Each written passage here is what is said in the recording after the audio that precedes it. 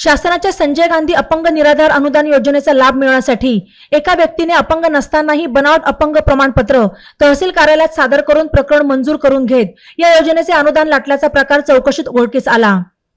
या प्रकरणी शासनाची फसवणूक केल्याचा गुन्हा पोलीस ठाण्यात दाखल करण्यात आला। याबाबत कामगार तलाठी भाऊसाहेब सीताराम येवले, सावरगाव तालुका पारनेर यांनी बुधवारी 3 एप्रिलला सायंकाळी पारनेर पोलीस ठाण्यात फिर्याद दिली। या संदर्भात पोलिसांनी उद्धव भाऊ चौधरी राहणार सावरगाव तालुका पारनेर या व्यक्तीवर गुन्हा दाखल केला। आरोपी चौधरी यांनी शासनाच्या संजय गांधी अपंग निराधार अनुदान योजनेचा लाभ मिळवण्यासाठी अपंग नसतानाही बनावट अपंग प्रमाणपत्र तहसील कार्यालयात सादर केले। त्याचे प्रकरण मंजूर होऊन त्याला ऑक्टोबर 2023 ते डिसेंबर 2023 या 3 महिन्यांचे प्रत्येकी 1500 रुपये असे एकूण 4500 रुपये अनुदान देण्यात आले।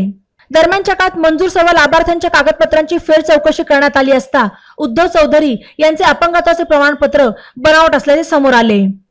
त्यामुळे संजय गांधी निराधार अनुदान योजना विभागाचे नायब तहसीलदारांच्या आदेशानुसार कामगार तलाठी भाऊसाहेब सीताराम येवले यांनी बुधवारी 3 एप्रिलला सायंकाळी पारनेर पोलीस ठाण्यात फिर्याद दिली। या फिर्यादीवरून पोलिसांनी आरोपी उद्धव चौधरी याच्या विरुद्ध भारतीय दंडविधान कलम 420, 467, 468, 471 प्रमाणे गुन्हा दाखल केला। ई नवा मराठा यूट्यूब चॅनलला सबस्क्राइब करा आणि बेल आयकॉनवर प्रेस करा।